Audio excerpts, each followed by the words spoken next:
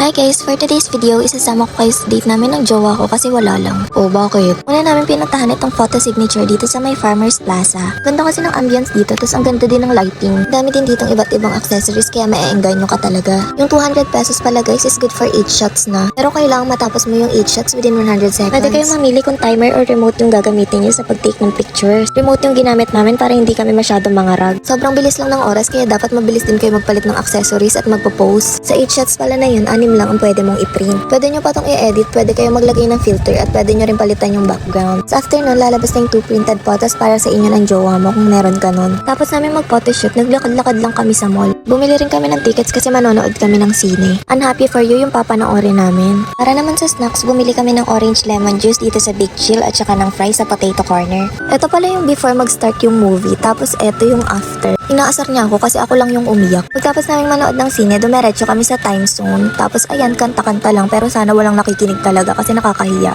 Ayan, tamang laro-laro lang kami dyan habang naghihil ng inner child. Pero sa lahat ata ng laro, never ako nanalo sa kanya. Pero go lang, deadma sa basher. Eme lang guys, pero sa totoo lang, nag-enjoy talaga kami dito kasi first time namin tong gawing together. Palipas lang kami ng oras dito sa time zone tapos kumain na rin kami. Pero hindi kami na-satisfied dyan kasi hindi na siya masarap. Kaya bumili na lang kami ng ice cream pampalubag loob. Ayun lang naman yung ganap namin. Bye!